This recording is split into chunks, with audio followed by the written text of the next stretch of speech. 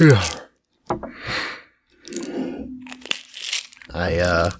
forgot I got some cold ones in the fridge here. Got some nice audio. You get to get a. Ooh, that was crispy. That was good. I like to drink a beer sometimes, but I don't want the effects of alcohol to make me feel really shitty the next day. I don't want dry mouth because I wake up because I was snoring with my mouth wide open. That's what Zanny bars are for, bro. Yeah, those are harder to get for me. I don't have enough criminal friends. Funny story.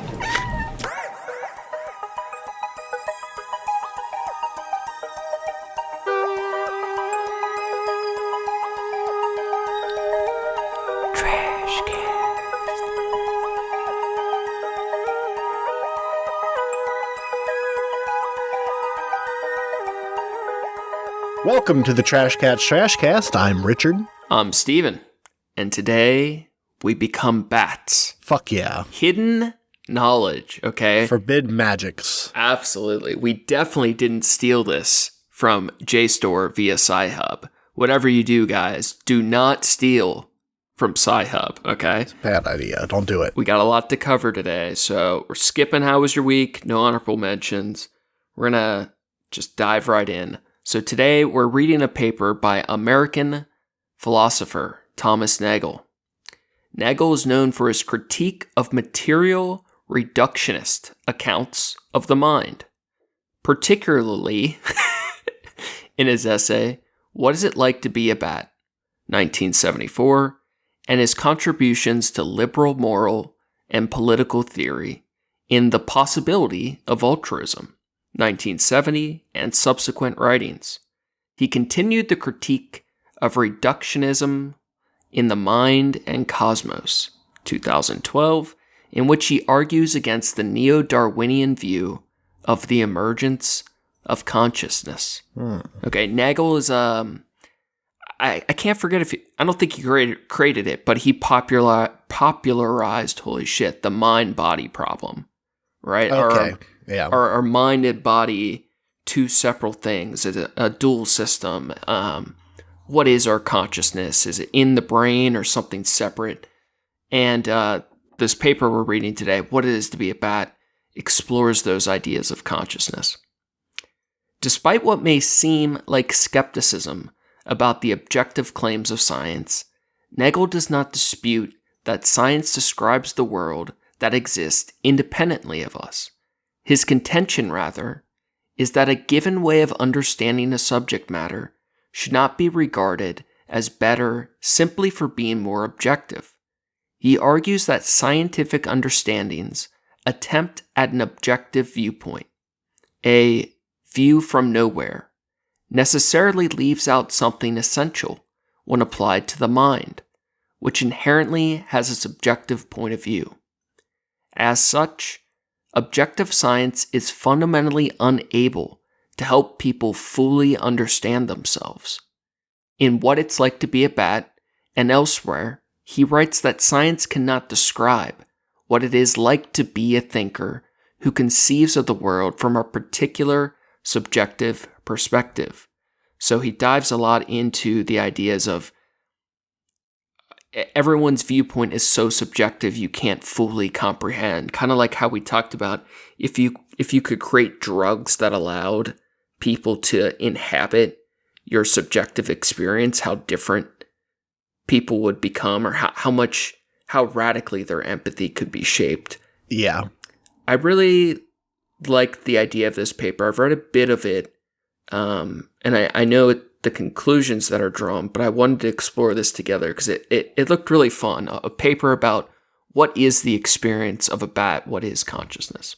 I have a particular interest in this topic because I've had enough bats in my house now. Yeah. And we have enough bats that live in our shed that, I just want to know more about them. Yeah. And every time I ask them, they bite me. So far, no rabies, though. You're doing good. Oh, all good, all good. I'm really curious how much this paper may or may not align with the concept I've been going back to lately, that there are only kinds of consciousness, not degrees. Because the more I have thought about that, I feel very strongly about it. That we can't, like a dolphin isn't a lesser consciousness than a human. It's an entirely different kind. And I think there's a lot of interactions with vegan arguments there. And I feel like it's intuitively true to me that while, we can say an ant's consciousness is simpler, it's truly just a different kind that we can't understand. Yeah, I can see that. I think Nagel will hopefully have some insight. Yeah. So what is consciousness? Here's a definition I like from my homie Sam Harris. Consciousness is the subjective, qualitative experience of being, encompassing what it feels like to exist. It's the lights on aspect of any system capable of experience, a realm of internal, subjective reality that's not reducible to objective data. He emphasizes that consciousness is not just a collection of mental processes, like thoughts, sensations, or emotions, but rather the underlying awareness that makes these processes possible. Without further ado, what is it like to be a bat? By Thomas Nagel. Consciousness is what makes the mind-body problem really intractable. Perhaps that is why current discussions of the problem give it little attention or get it obviously wrong. The recent wave of reductionist euphoria has produced several analyses of multiple phenomena and mental concepts designed to explain the possibility of some variety of materialism, psychophysical identification, or reduction. But the problems dealt with are those common to this type of reduction and other types, and what makes the mind-body problem unique and unlike the water H2O problem, or the Turing machine IBM problem, or the lightning electrical discharge problem, or the gene DNA problem, or the oak tree hydrocarbon problem is ignored. Yeah, we're definitely seeing the Turing problem, the questions of consciousness in our lifetime, which is so surreal. Yeah. Every reductionist has his favorite analogy from modern science. It is most unlikely that any of these unrelated examples of successful reduction will shed light onto the relation of mind to brain. But philosophers share the general human weakness for explanations of what is incomprehensible in terms suited for what is familiar and well understood, though entirely different. This has led to the acceptance of implausible accounts of the mental, largely because they would permit familiar kinds of reduction. I shall try to explain why the usual examples do not help us understand the relation between mind and body, why indeed we have at present no conception of what an explanation of the physical nature of a mental phenomenon would be. Without consciousness, the mind-body problem would be much less interesting. With consciousness, it seems hopeless.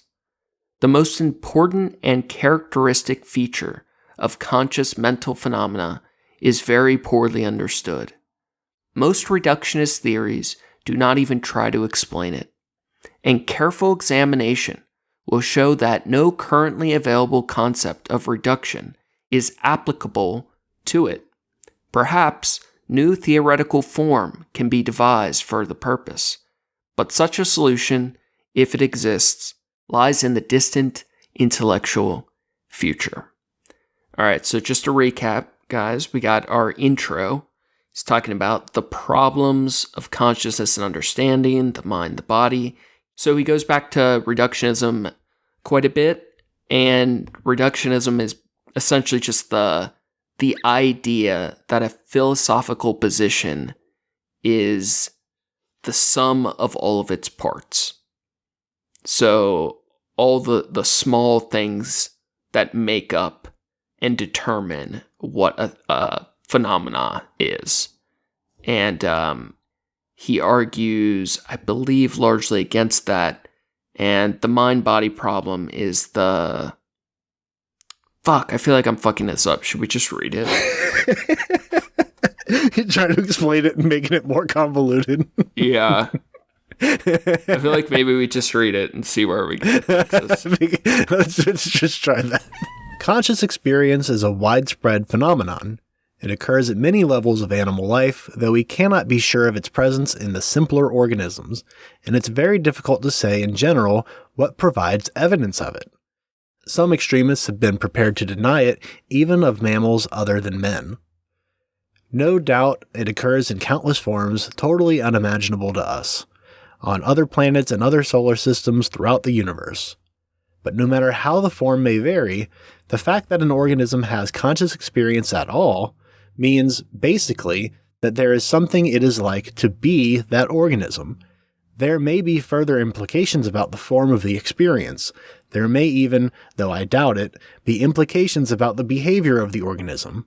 But fundamentally, an organism has conscious mental states if and only if there is something that is like to be that organism, something it is like for the organism. We may call this subjective character of experience. It is not captured by any of the familiar, recently devised reductible analyses of the mental, for all of them are logically compatible with its absence. It is not analyzable in any terms of explanatory system of functional states or intentional states, since these could be ascribed to robots or automata that behave like people, though they experience nothing. It is not analyzable in terms of the casual role of experiences in relation to typical human behavior for similar reasons. I do not deny that conscious mental states and events cause behavior, nor that they may be given functional characterizations. I deny only that this kind of thing exhausts their analysis. Any reductionist program has to be based on analysis of what is to be reduced. If the analysis leaves something out, the problem will be falsely posed. It is useless to base the defense of materialism on any analysis of mental phenomena that fails to deal explicitly with their subjective character. For there is no reason to suppose that a reduction which seems plausible when no attempt is made to account for consciousness can be extended to include consciousness. Without some idea, therefore, of what the subjective character of experience is, we cannot know what is required of a physicalist theory. While an account of physical basis of mind must explain many things, this appears to be the most difficult. It is impossible to exclude the phenomenological Phenomenal. phenomenological. Right? Phenomenological? Phenomenological. Yeah. That's a fucking mouthful right there. Phenomenological. It is impossible to exclude the phenomenological Nailed features of phenomenological experience. Fuck. I fucked it up for you. It is impossible. It is impossible to exclude the phenomenological features of experience from a reduction in the same way that one excludes the phenomenal features of an ordinary substance from a physical or chemical reduction of it, namely, by explaining them as effects on the mind of human observers. If physicalism is to be defended, the phenomenological, Jesus, what a word, features must themselves be given a physical account. But when we examine their subjective character, it seems that such a result is impossible. The reason is that every subjective phenomenon is essentially connected with a single point of view, and it seems inevitable that an objective physical theory will abandon that point of view. Let me first try to state the issue somewhat more fully than by referring to the relation between the subjective and the objective, or between the Porsoi and Ensoi? Not sure. That's exactly what I would have guessed. Just curious, what is your understanding of this so far? To be fairly honest with you, it's hard to comprehend it while I'm trying to read it. That's where I'm at. My basic understanding is that I don't fully disagree with the idea of what consciousness means based on like it's not like such a measurable thing that we have data points for. That's mostly what I've gotten from it. Okay, so and I'll put my cards on the table too, cowboy. Okay, this is hard to parse. This is a lot more. It's a fucking mouthful. Technical. I don't understand half the fucking words. It's a bit more. It's not that I don't understand them. I can figure them out in what's it called in context. But it's philosophy. Like, I've never heard. Philosophy definitions are different though too. So this is where I'm at with it so far. I know reductionist philosophy theory is that they believe a thing or a phenomena is the sum of all the parts. Okay? And I know he's talking about the mind-body problem, which is about the relationship between consciousness in relation to the mind and the body. How these systems, mental states, are connected to physicalism. Like what is real, what is physical. I see him diving in to kind of what the expected beliefs have been, or what he thinks are the theories or arguments he's going against, and he's getting into where I'm starting to lose a bit is where was it? Subjective and objective phenomena. And I think if I remember correctly, I believe we get into that a bit more. And I think I forget what the exact differentiation between objective and subjective phenomena is. Like my assumption, like you said, like trying to parse it while reading out of context would be that objective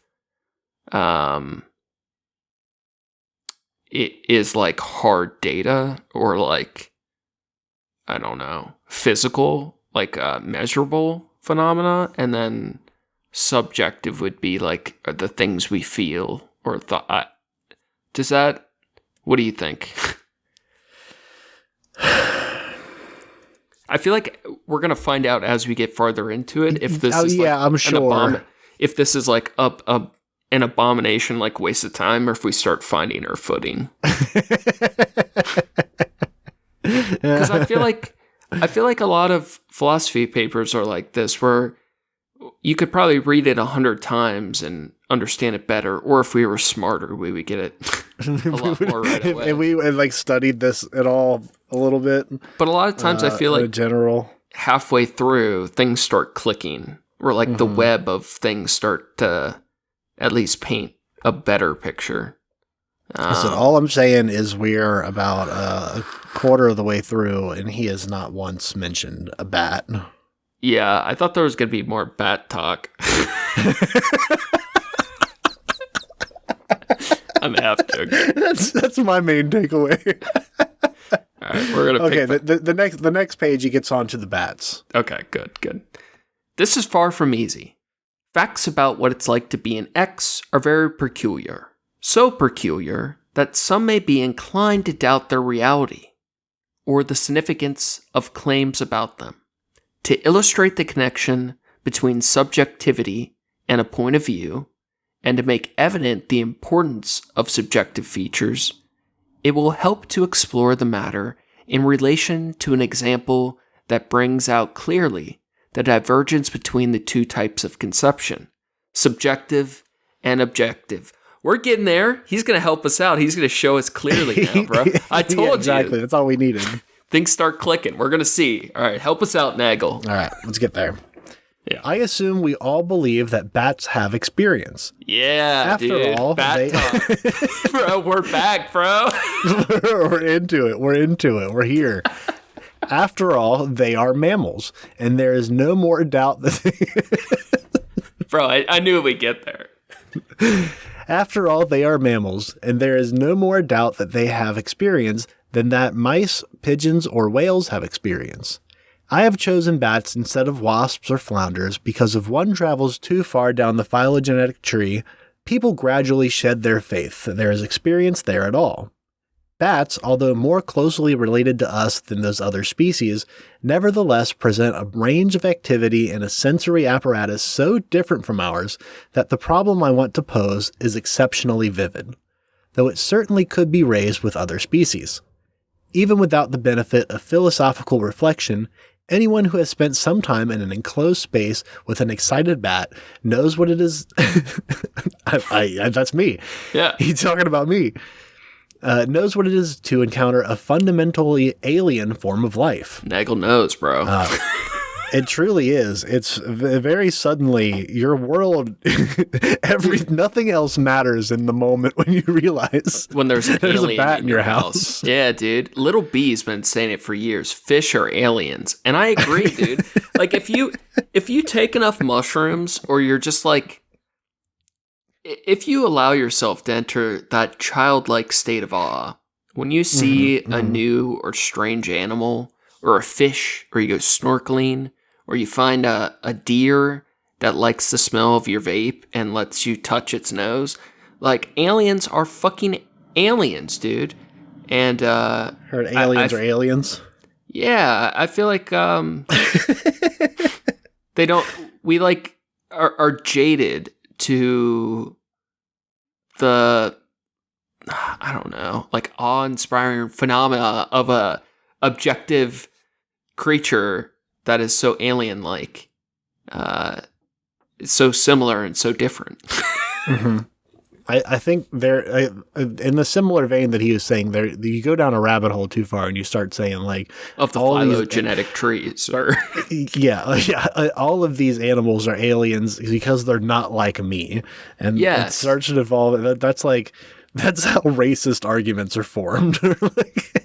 Obviously, they're lesser because they don't look like me. Yeah, and I what is it? There's races and then there's kinds. Have you heard this? There's like a whole thing with phylogenetics that like gets tied into eugenics. I might be fucking that up. But either way, I feel like the genetic tree of I feel like we can see ourselves in animals. We know it's different though. Exactly. I can feel that. But we still associate our level of we project our level of consciousness on animals we care about, and animals we don't care about. I feel like we choose to ignore that, where we know something is happening because they don't matter as much. But the ones that matter or don't matter, all of them, I feel like we know that they are experiencing things. We know they have some type of consciousness. Right. But there's the mystery of like, to what degree is it similar to ourselves? And because of philosophical problems of communication, we get to determine subjectively what we want their type or degree of consciousness to look like to best suit our needs. Yeah. I agree. Bat talk, baby. Bat talk. We're bat in action. We're back. I have said that the essence of the belief that bats have experience is that there is something that it is like to be a bat. True. Now we know that most bats, the Proprietera. Bro, we just gotta start mispronouncing confidently. to be precise. They perceive the God damn it. perceive the external world primarily by sonar or echolocation, detecting the reflections from objects within range of their own rapid, subtly modulated high-frequency shrieks. Their brains are designed to correlate the outgoing impulses with the subsequent echoes, and the information thus acquires enables bats to make precise discriminations of distance, size, shape, motion, and texture comparable of those we make by vision. But bat sonar, though clearly a form of perception, is not similar in its operation to any sense that we possess, and there is no reason to suppose that it is subjectively like anything we can experience or imagine. This appears to create difficulties for the notion of what it is like to be a bat. We must consider whether any method will permit us to extrapolate to the inner life of the bat from our own case, and if not, what alternative methods there may be for understanding the notion. Think of the underlying and intricate processes involved with echolocation. Now, I did... Yeah, I've seen the movie Daredevil. Or Echo, the video game. Yeah, Echo the Dolphin. I did... Tides of Time. I did read someone that refuted parts of this paper under the argument that humans also employ far more echolocation than we're consciously aware. But ignoring that, because while there may be some truth to that, it's the amount of echolocation we would unconsciously be using is so tied into our other senses that I don't see how apt that argument is. Think of all the... So if we think a bat is echolocating, right? That is like parsing so much data, information, phenomena into thoughts that they then choose to make actions upon. If the argument of someone is like, no, bats are stupid flying mice, they clearly have, there's nothing that is like to be a bat, right? They are, they may function like an automata or react because it has a nervous system. The mind is not, there's nothing happening. To make that argument, you would have to be functioning on the assumption that when a bat is traveling by echolocation, every move they make in response to those sensory phenomena are pure instinct. Like, do we think animals are functioning purely on instinct, but there's no mind? No. I think a lot of people make that argument. I don't. I feel like there's obviously something more at play, and the question, like, I'll keep going back to probably this whole paper is not degree but kind. Now, let me share my experience with echolocation. I've taken two when I'm working on a line, and Stephen, they call it a line when you're working on it because corner typically a kitchen. They don't allow most of the space in a restaurant is taken up by the seating, right? And like storage and whatnot. And you have a kitchen in the back, but there's not usually like a square rectangular kitchen. It's like a row that has, ovens and shit on one side and like coolers and plating shit on the other side. Hazardous. Typically. Obstacles. So if you are working at one end of the line and you need to get something from the other end, like you need to go to the bathroom or something, and you have to go all the way through behind all these people, there's a term we use in the business, and it's just behind. You just yell behind when you're behind someone or when you're going to be behind someone so that they know that you're behind them. I have taken to, and I know other people that do this, just as you're going down a line of people, you're kind of just saying behind a bunch of times. The general rule is if it feels like you're being annoying by saying it, you're doing it correctly. God, I hate chef talk. So what I'm getting to with this is that even if there's not a bunch of people now, I'll typically say behind as I'm moving. Well, that's a bad habit. in public. No, I do it in the grocery store instead of saying "excuse me," and I will never stop doing it. Oh, bro, that's chef cringe, bro. Bro. Every chef, every person who's worked in the food industry knows what I'm talking about, and they do it too. You can't just say behind. What if it's a big fat lady? Are you really going to be like behind? Yep. No. Yep. Behind. You have to use your echolocation far wiser. Think of the social faux pas you're making regularly. This is about them using their echolocation. This is so that you know that not only someone is moving behind you, but in what direction are they continuing to move in? So if I know, okay, there's someone behind me, if I hear them the first behind and it's closer to my right side, and then I hear the second behind and it's further from my right side and, a little bit more, then I know, okay, they're moving away. Or if I hear them on my right side and then I hear them a little right behind me, then I can say, I know that, they're moving that way. And that way they can predict my emotions and they can, if they have their head down, they're not looking. Some people would call this hearing. And they can still turn. Some people would call this hearing. That's exactly what it is. I will say that, that's different than echolocation, but where I think your argument could be interesting is the language you're using is directional, which in combination with hearing allows a greater perception than it paints it allows the person to paint a picture of what's happening around them without seeing it. They're doing it with their hearing, but that's what they're doing. Yeah.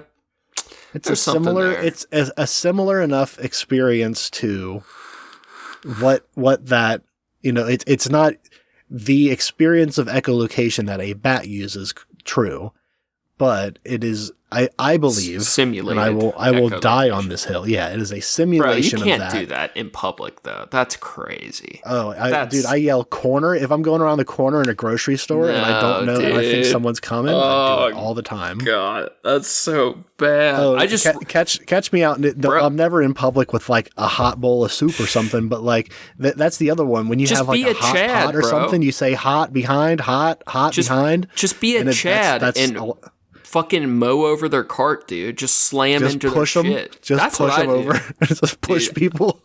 I'm rowdy at the grocery store, dude. I hate humankind more than any other time in a fucking grocery store, dude. Pushing kids in the chip aisle. Dude, I get unhinged. I hate it.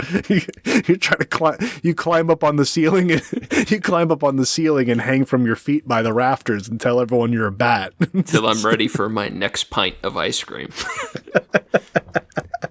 Our own experience provides the basic material for our imagination, whose range is therefore limited. It will not help to try to imagine that one has webbing on one's arms, which enables one to fly around at dusk and dawn, catching the insects in one's mouth. That one has very poor vision and perceives the surrounding world by a system of reflected high-frequency sound signals, and that one spends the day hanging upside down one's feet in an attic. Or a grocery store. Yeah, dude, Nagel's, we're synced, bro. we basically co-wrote this with him. Call us Nagel Jr.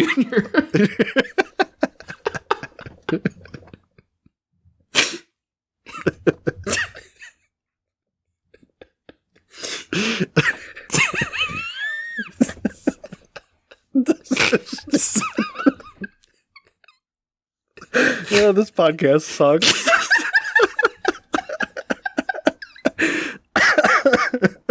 Just laughing at their own jokes. So fucking stupid. Two guys reading the paper written by someone who's way smarter than them, just giggling and laughing at their own jokes. It's so funny to me. Oh, fuck. Alright, so we can't pretend to be bats, Nagel says. Listen, he doesn't know. It tells me only what it would be like for me to behave as a bat behaves. But that is not the question. I want to know, what is it like for a bat to be a bat? Yet, if I try to imagine this, I am restricted to the resources of my own mind, and those resources are inadequate for the task. I cannot perform it either by imagining additions to my present experience or by imagining segments gradually subtracted from it, or by imagining some combination of additions, subtractions, and modifications. Sounds like a skill issue. I think there's truth in it that our own consciousness is so subjective that I can never truly know what it's like to be you. And you're only a little bit closer to me than a bat, so it would be pretty... I can imagine, I can pretend, and with a vivid imagination, I feel like with a vivid imagination, a little bit of drugs, I could probably get, halfway to bat, but I can never truly know what it is like for that bat to be a bat. Yes. Yeah. You dig? Yeah. To the extent that I could look and behave like a wasp or a bat without changing my fundamental structure, my experiences would not be anything like the experiences of those animals. On the other hand, it is doubtful that any meaning can be attached to the supposition that I should possess the internal neurophysiological constitution of a bat. Even if I could by gradual degrees be transformed into a bat, nothing in my present constitution enables me to imagine what the experiences of such a future stage of myself thus metamorphosized would be like. The best evidence would come from the experience of bats, if we only knew what they were like. So if extrapolation from our own case is involved in the idea of what it is like to be a bat, the extrapolation must be incompletable. We cannot form more than a schematic conception of what it is like. For example, we may ascribe general types of experience on the basis of the animal's structure and behavior. Thus we describe bat sonar as a form of three-dimensional forward perception. We believe that bats feel some versions of pain, fear, hunger, and lust, and that they have other, more familiar types of perception besides sonar. But we believe that these experiences also have in each case a specific subjective character, which it is beyond our ability to conceive. And if there is conscious life elsewhere in the universe, it's likely that some of it will not be describable even in the most general experiential terms available to us. The problem is not confined to exotic cases, however, for it exists between one person and another. The subjective character of the experience of a person deaf and blind from birth is not accessible to me, for example, nor presumably mine to him. This does not prevent us from believing that the other's experience has such a subjective character. Okay. We're in it now. Okay, this is Plato's cave, right? How do you describe the color red to a blind person who's never seen it? Right. Yeah. I feel like, real talk, we gave ourselves a hard time, right, on not understanding some of this. I feel like we're in it now, okay? Right. I have two points here. The first, while this is a bit of older and it's, high level, this is like basic. Like in a philosophy class, this is like a very intro, like philosophy college level paper. There's way higher shit. But in general, I feel like a lot of philosophy writing sucks because of how papers like this started, okay? There's a bunch of lingo and jargon that has definitions in philosophy that are different than common language. Now, all of that said, I feel kind of good about stating earlier that I do feel like if you allow yourself not to be put off too early by papers like this, often halfway through, there's like these breakthroughs in the ice where like, now that he's proved he's a big smart fucking professor man, he's talking real talk now again. Now, what I did like about where we're at now, he's saying we can pretend to be a bat. We can't truly know what it's like. We can imagine the things a bat may feel, such as fear, lust, whatever, all the things he mentioned. But can we truly know what it is like to feel fear as a bat? Our subjective Ask the idea. Joker. Sorry. That was so bad. I'll let it hang. Jeez. What we imagine fear to be is not the same fear a bat would feel. Like, Yeah. can you... the idea of... I can almost kind of imagine, like, the panic, like, spazzy, flippy feeling of bat fear, as I'm imagining it would be. But the idea of imagining what lust is for a bat, that is alien to me. I can't subjectively put myself in that bat skin. Yeah. And this is where I like where it's headed now. I feel better. We're on more solid ground now. We got into the bat talk, and everything's going to be... Now it's all making sense. Yeah, we're there. If anyone is inclined to deny that we can believe in the existence of facts like this, whose exact nature we cannot possibly conceive, he should reflect that in contemplating the bats we are in much the same position that intelligent bats or Martians would occupy if they tried to form a conception of what it was like to be us. True. The structure of their own minds might make it impossible for them to succeed, but we know they would be wrong to conclude that there is not anything precise that it is like to be us, that only certain general types of mental state could be ascribed to us. Perhaps perception and appetite would be concepts common to us both, perhaps not. We know they would be wrong to draw such a skeptical conclusion because we know what it is like to be us. And we know that while it includes an enormous amount of variation and complexity, and while we do not possess the vocabulary to describe it adequately, its subject character is highly specific, and in some respects describable in terms that can be understood only by creatures like us.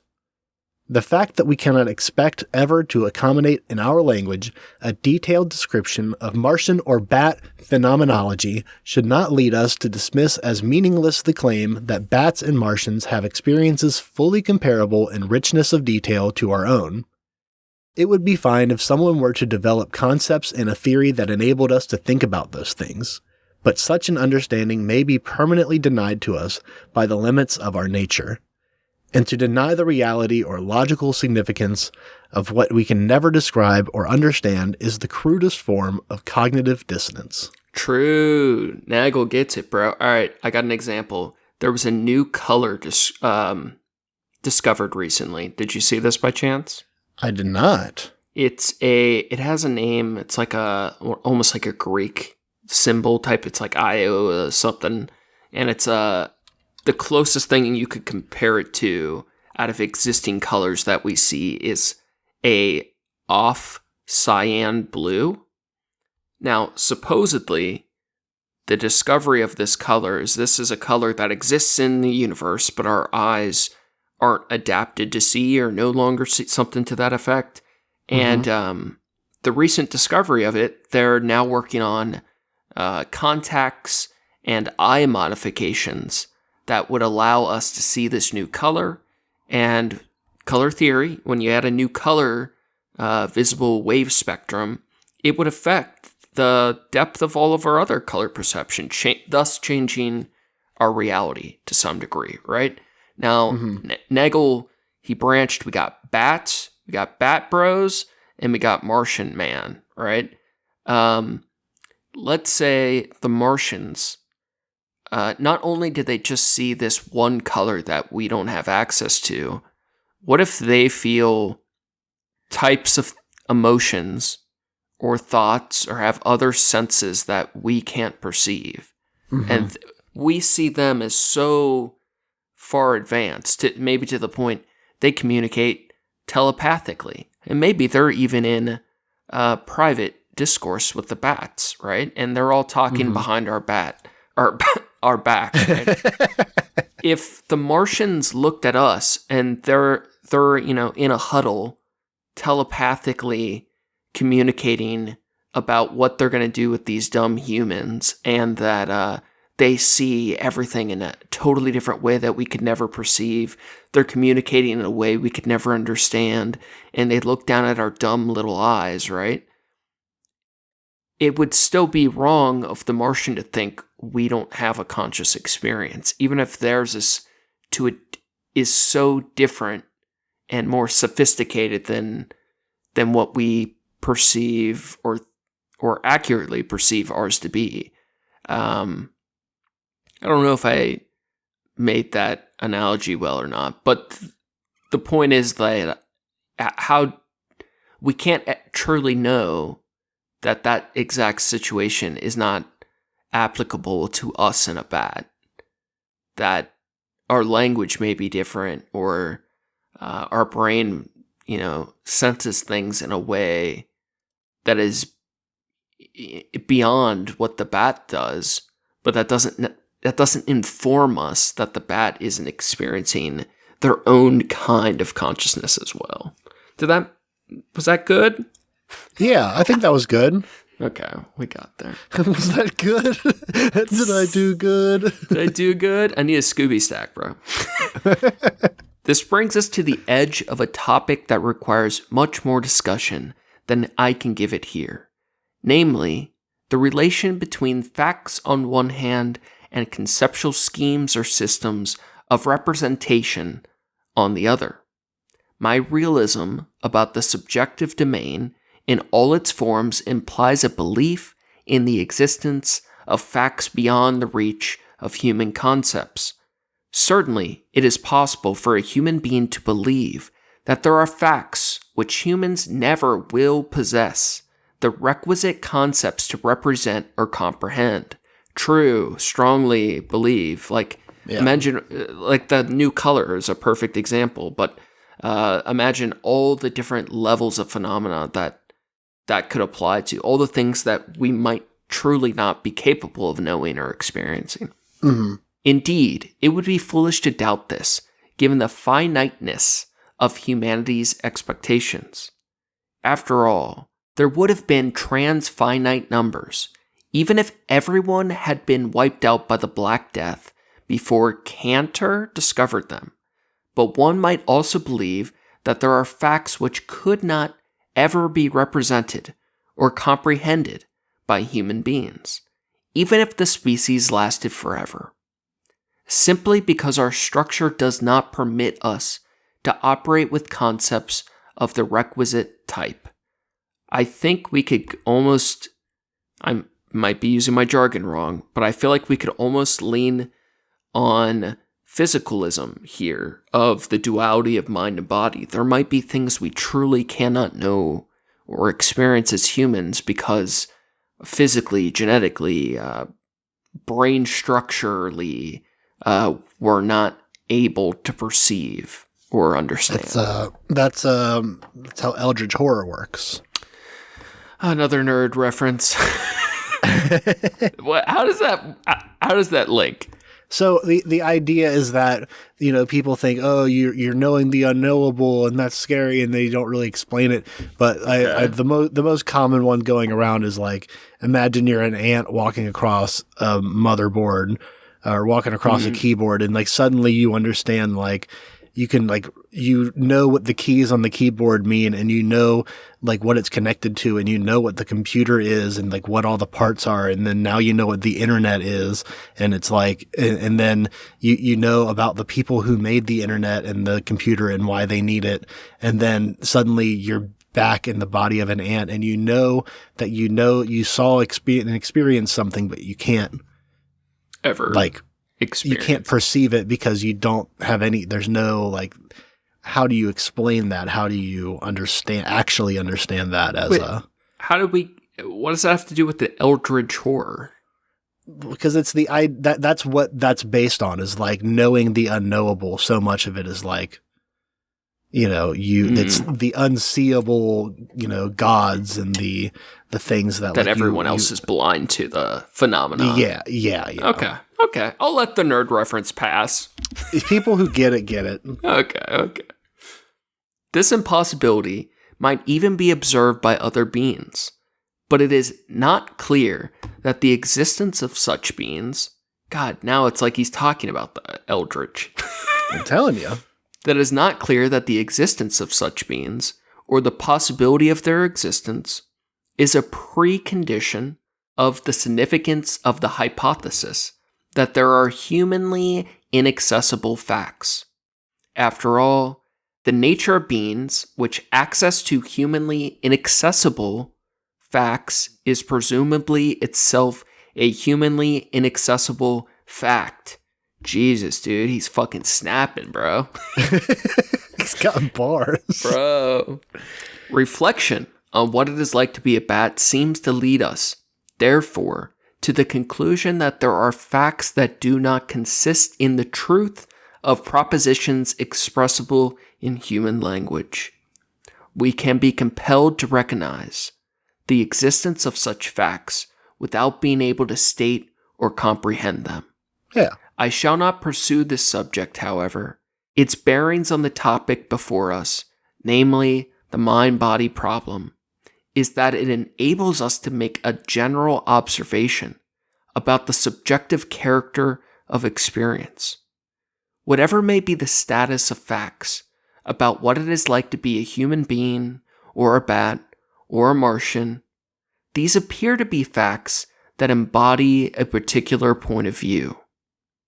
I like where he's heading. I like this now. I am not adverting here to the alleged privacy of experience to its possessor.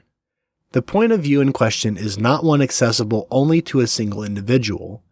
Rather, it is a type.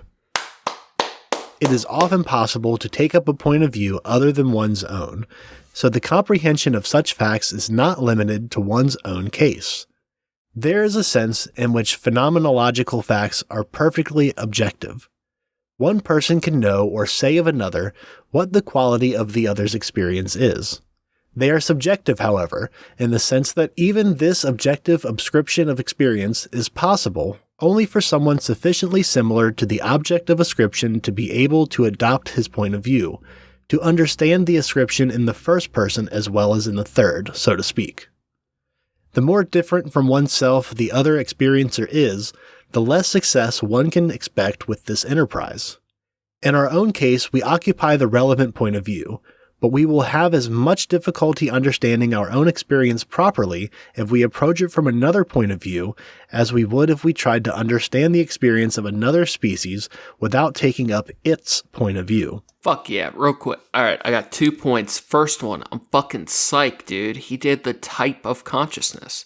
He made, at the beginning, I asked if I thought we might align on that idea. And I've been calling it kinds of consciousness because I like the alliteration. That's exactly what he's saying. The types of consciousness. Yes. And then second, this is just a side note. I'm not saying I do or don't disagree, but they often say, like sociologist, whatever the fuck, people of different races can interact easier than people of opposite sexes. That it's easier for example, men of different race to get along or whatever, or like cohabit, whatever, than the bridge between the sexes. And they often point that out to having more similarities, right? That there's a different kind of thing happening between two men of a different race and a man and a woman of the same race. I'm not like passing a judgment on that in any form, but I can absolutely see that. He's speaking to that in a sense that it's easier to connect to the things we're closer to than farther away. Not that I'm making a commentary on what we're closer to or not. Right. This bears directly on the mind-body problem. For if the facts of experience, facts about what it is like for the experiencing organism, are accessible only from one point of view, then it is a mystery how the true character of experiences could be revealed in the physical operation of that organism.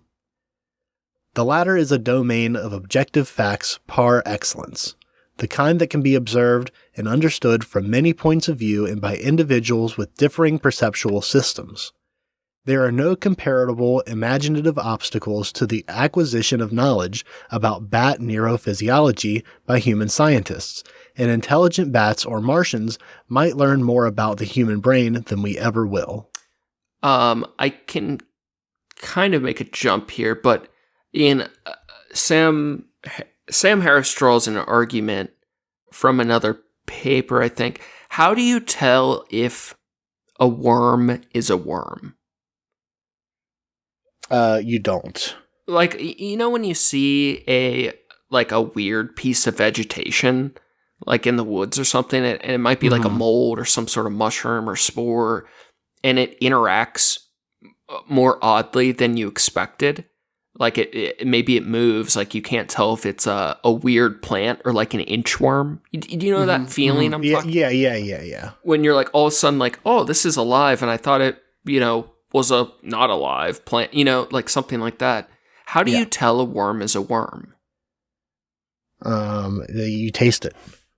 No, you're in the woods. Something falls out of the sky, and you hear it hit your shoe, and you're like, what the fuck is that? You look down, it looks like a worm, but it could be some weird plant like jelly stick. And you're like, from it, you don't have your glasses on, and your first reaction is this a worm or is this a plant? How do you tell? How do you define? How do you figure out what it is? I guess I look at it close. I don't have my glasses. You're saying I can't see that good. No, you put on your glasses now.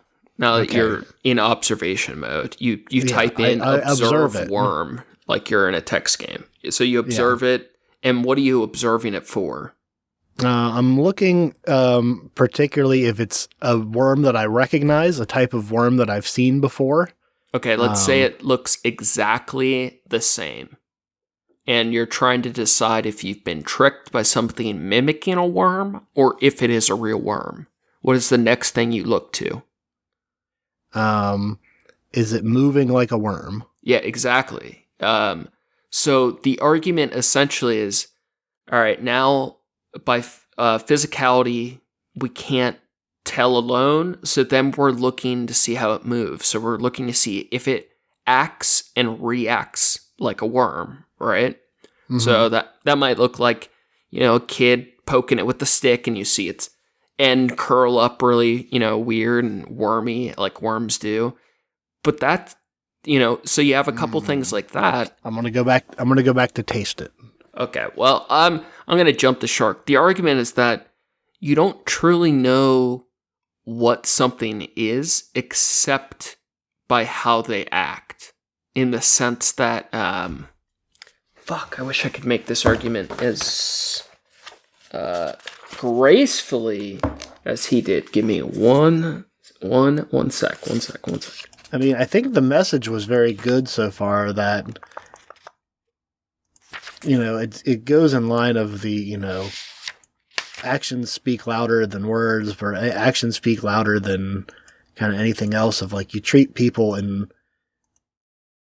we identify people based on how they act and what they do. And I feel like that's a good message, and it's something that we should do a little bit more. I both agree and disagree, because that's like good, like ethical philosophy, but I don't think it's directly relevant to this.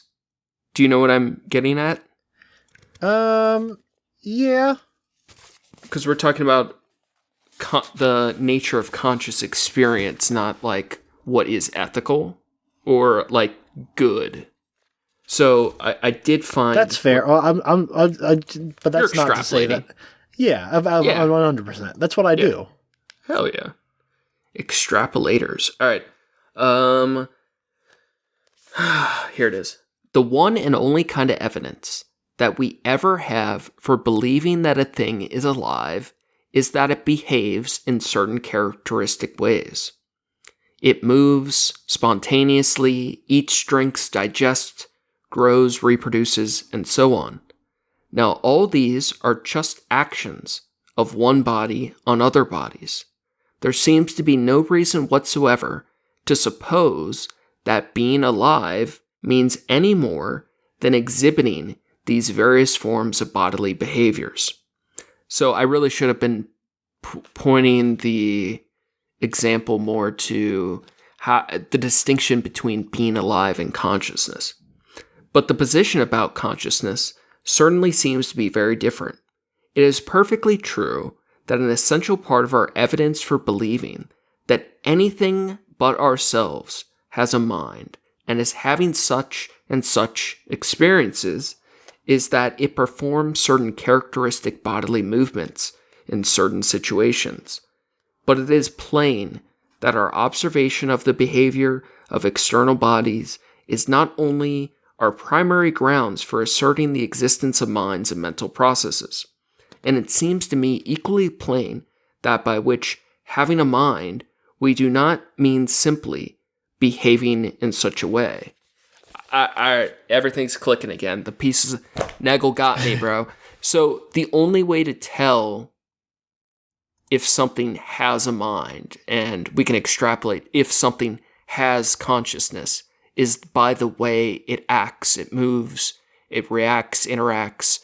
Mm-hmm. The worm reacted. It moved in a way in which we thought it was a worm. And if it was a different animal, like cat, whatever, or a human, and we were testing to see if it was alive, we could extrapolate, oh, it has a mind, maybe it has consciousness. But when we say that worm has a mind, or that drunk human we thought might have been dead and we kicked, and now we know it has a mind, it has consciousness because of how it reacted. When we say it has consciousness, we're not talking about the way the drunk person shooed you off of them. You know what I mean? Yes, yeah. Like I feel like I'm not explaining it as well as I want, but the idea of like how I can tell that you are consciousness is by the things you'll do or say, but those things alone aren't definitionally what being consciousness is. Right. You could be a robot that's mimicking. Correct. Yes. Yeah. It's. We got there. Holy shit! There's idiot. There's a level of expectation. There's a level of like a measured. I don't want to say pattern, but like. Yeah. Pattern. Yeah. It's I think there's a rectangle and a square comparison to be made here also. But the things we do to demonstrate. Not all reactions are consciousness, but yeah, the things we do that demonstrate consciousness aren't the same as consciousness. The things that show something is alive aren't the same as living. Yes, that's a good line.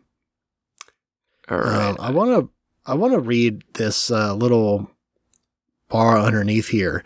Yeah, because usually like the notes in this are like a lot of them are good. It may be easier than I suppose to transcend interspecies barriers with the aid of the imagination. For example, blind people are able to detect objects near them by a form of sonar using vocal clicks or taps of a cane. Perhaps if one knew what it was like, one could by extension imagine roughly what it was like to possess the much more refined sonar of a bat. The distance between oneself and the other persons and other species can fall anywhere on a continuum.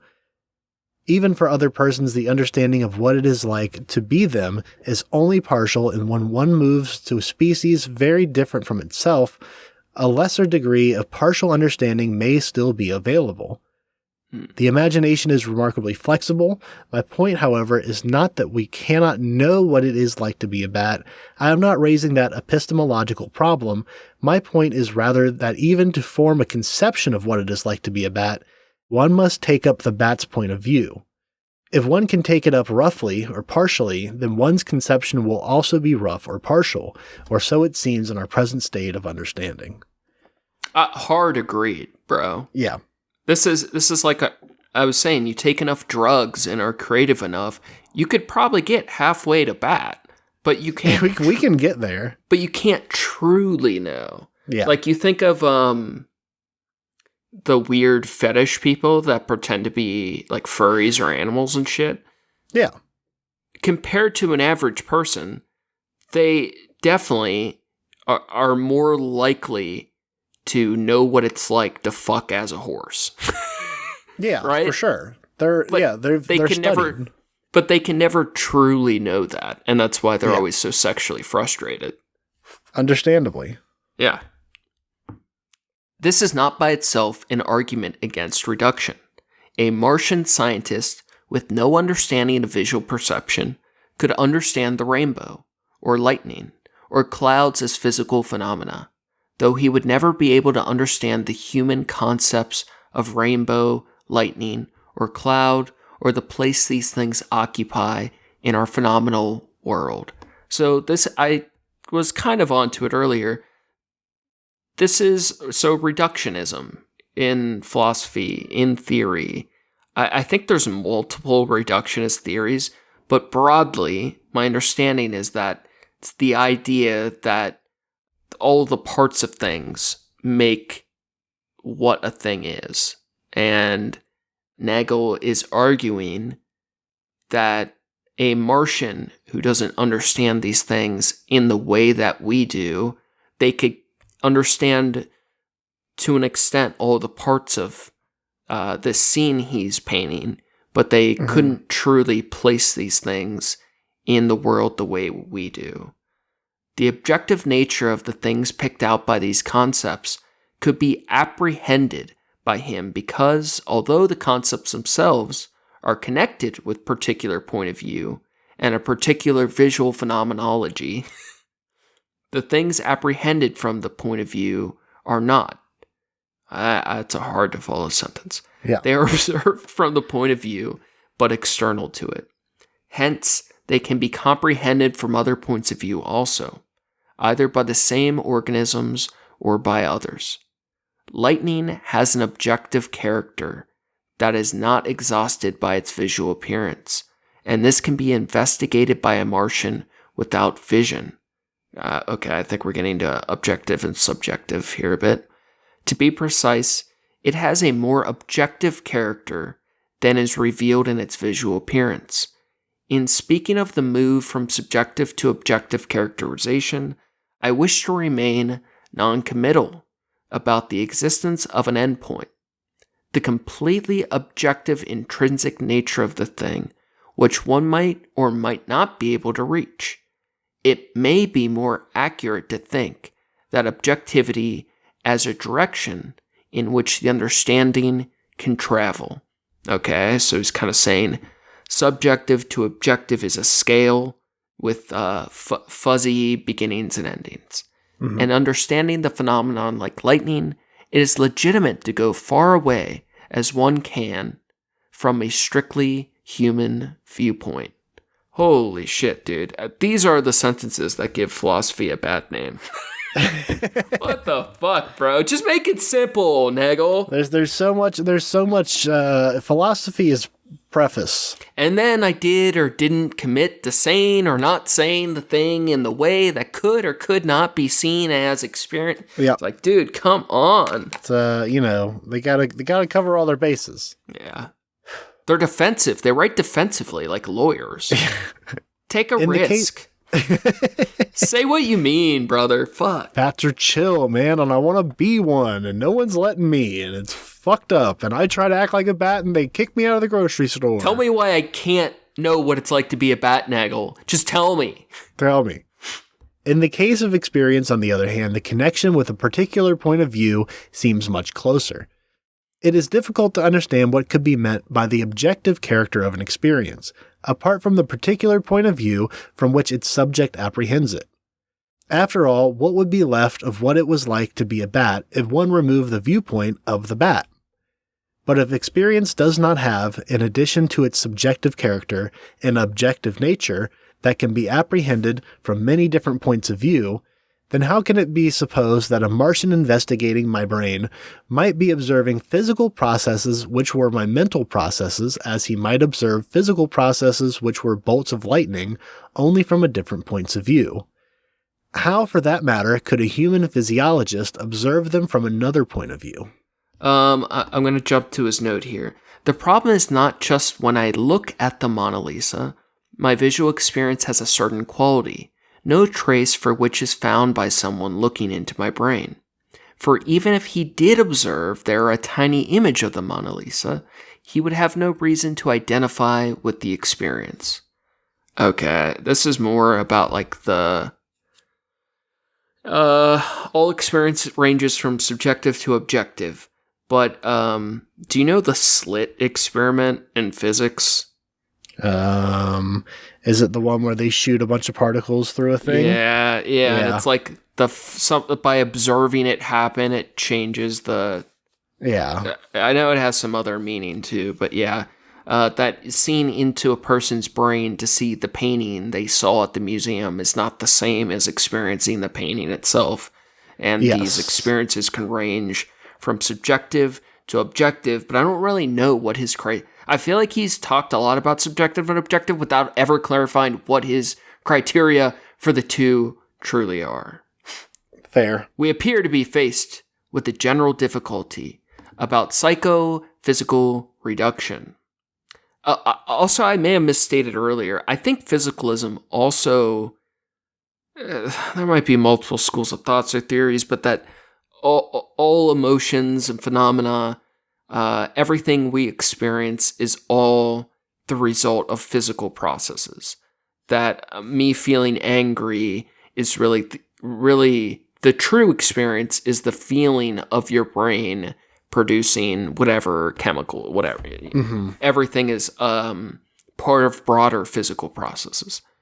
In other areas, the process of reduction is a move in the direction of greater objectivity, towards a more accurate view of the real nature of things. This is accomplished by reducing our dependence on individual or species-specific points of view towards the object of investigation. We describe it not in terms of the impression it makes on our senses, but in terms of its more general effects and of properties detectable by means other than the human senses. The less it depends on specifically human viewpoint, the more objective is our description. Okay, that's kind of interesting. So the more objective a thing is the less it requires a human viewpoint. The more physically true. I see what he's saying. Yeah. I kind of do. I might have you expound upon that in a sec.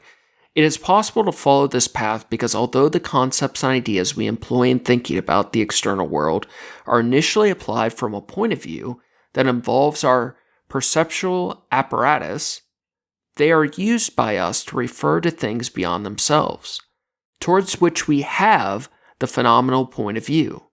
Therefore, we can abandon it to favor of another, and still be thinking about the same thing.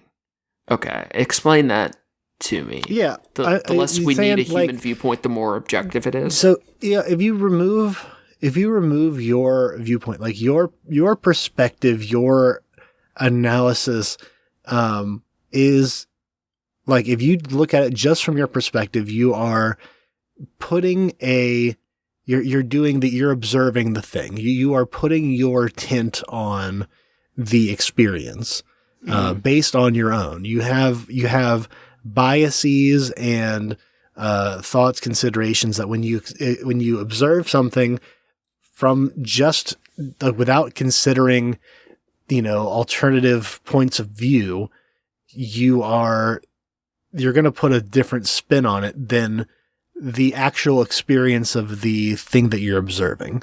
So by removing yourself from it, whether it's removing your personal self or removing the concepts that you feel as a human, when you're observing a bat or a worm or whatever, that will more easily get you into the headspace of understanding more objectively what it is like to be that animal. For example, learning to communicate with animals, different animals have different communication techniques. Like when we have all the strays come out in the neighborhood and you learn how to gain their trust by body language, face away from them. Like there are things that they are considerate of in their surroundings that we understand because we've seen them and we can relate with them somewhat, but we can understand based on experience that they're fucking terrified and they have reason to be terrified of the big two-legged thing. So, the idea of a beautiful piece of art is subjective, the strike of lightning is more objective because it takes less human point of view to know what it is. Yeah, I mean, like, or to experience. Art is subjective because it's like you can argue that like something is. You can have an argument about whether it is or is not art. Then that's not. That's going to make it way too complicated. I'm saying the feeling of like a beautiful thing is more subjective than a thing that happens, because the thing that happened takes less point of view to categorize as a phenomena. Yeah, yes. Okay. That makes it really confusing to me, though, if I say that was a beautiful strike of lightning. Because we're talking about an action that takes less viewpoint to acknowledge what it is compared to the feeling of beauty itself isolated. But if I'm saying that thing that happened was beautiful, then it's back to subjective. I think, well, you're adding subjective characteristic to something to that objective. Yeah. And that, I see why he's very non-committal, but I also don't truly understand what is this. And my assumption is he's going to expound on this, but I don't truly understand the importance he's placing on subjective and objective experience. Or you know what I mean? Mm-hmm. Is that because to be a thing requires so much of the subjective to understand the feelings of? Maybe. I feel like, yeah, it's the same. I feel like it's in the same reason that he doesn't commit on the ends of the scale, right? Of like, to say that something is 100% objective, it's like, but to whom? It's True. like that scale is going to vary based on the subjective point of view. Yeah. Okay. So to say that I like the idea that objective is how does he say? Objective is a direction and that which we can travel to. We can travel towards from subjectivity to objectivity. Yeah. Yeah. Experience itself, however, does not seem to fit the pattern. The idea of moving from appearance to reality seems to make no more sense here. What is the analog in this case to pursuing a more objective understanding of the same phenomena by abandoning the initial subjective viewpoint toward them in favor of another that is more objective but concerns the same thing? Certainly it appears unlikely that we will get closer to the real nature of human experience by leaving behind the particularity of our human point of view and striving for a description in terms accessible to beings that could not imagine what it was like to be us. If the subjective character of experience is fully comprehensible only from one point of view, then any shift to greater objectivity, that is, less attachment to a specific viewpoint, does not take us nearer to the real nature of the phenomenon. It takes us further away from it. Okay. And Stephen, I think this is a perfect opportunity for us to take our time. We need to get further away from the phenomenon. We need to get real objective with this. Yeah. And we need to go put on our bat suits and go to the grocery store. It is going on 11 o'clock at night.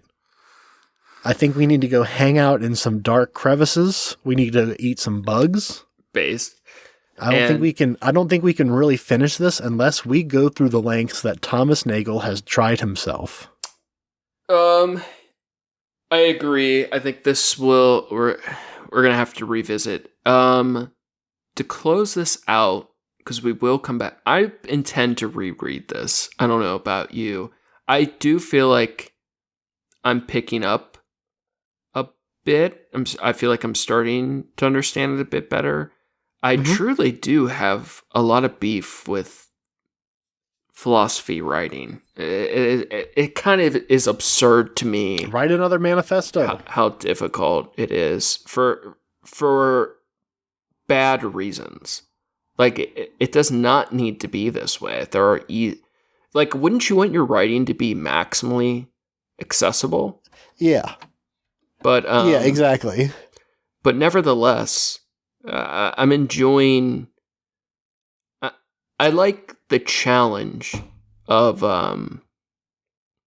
things like this because it's teasing questions I may not have considered, and for that I do appreciate Nagel's convoluted writing. So I look forward to revisiting this and trying to figure out what it truly is like to be a bat.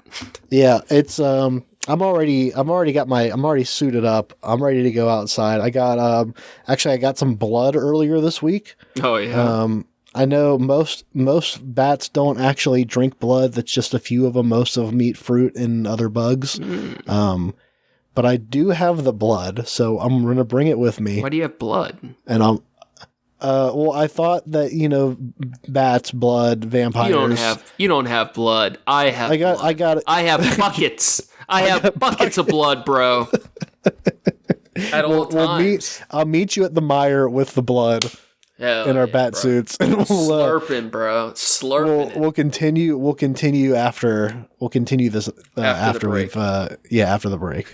Why would a vampire bat turn you into a zombie? You're mixing up your horror genres. If anything, it would turn you into a vampire. Right, or a bat, or Batman. No, a vampire turns you into a vampire, a zombie turns you into a zombie, and Batman didn't get turned into anything. He just likes bats. That can't possibly be what Batman's about. It's about a grown man who dresses up like a bat and goes around solving crimes and mysteries. Yes! These are Academy Award-winning movies. This is serious stuff. Well, you know the Academy, Charlie. I know the Academy as well as anyone. It's atrocious. Part 2. We're back. It didn't take too long for the Meyer security team to forcibly eject us from the store, but we are back, and we might as well start finishing this paper. Guys, do you feel that? Do you feel it? That's what we call a vibe change. Okay, it's almost like a lot of time went by, but you're still with the people you care about. Guys, that's what we call a vibe change. We are back for part 2 of Bats. Now, this time, I do have less feet, but I have way more brains, dude. You're partially there to becoming a bat. Yeah, that damn doctor pranked me once again. He got you. Got me again. Did a little punch biopsy. He said, "This is the coolest cancer I have ever seen, and we want to study you." And I said, "I hope it's the painful cancer, so I can get all those sweet, sweet drugs." But we can get you on the Make-A-Wish list. Yeah, dude. But my brain feels bigger. I've been doing little reading, little studying. I've gone through this paper a little bit more. I know we had started to find our footing towards the end of our first session, but now I feel so smart. I feel so ready. Fuck yeah. I have a theory that your doctor is actually trying to clone you. I assume that you've given blood and urine samples and whatnot, but he needed the skin cells. Yeah, all the muscle tissues there. He needed the skin cells. That was the last missing piece. Yeah, he thinks I'm really cute and wants to make me a sex slave, but I'm too combative, so he thought he'd clone me. Yep, that's typical doctor behavior for you. That is average doctor behavior. If you have a doctor, they either have or want to have a sex slave. Classic doctor. All right. We're hopping back in to what it is to be a bat. I think who read last? You did, so I'll pick it. I'll pick us back up. All right, cool. In a sense, the seeds of this objection to the reducibility of experience are already detectable in successful cases of reduction. For in discovering sound to be, in reality, a wave phenomenon in air or other media, we leave behind one viewpoint to take up another, and the auditory, human or animal viewpoint that we leave behind remains unreduced.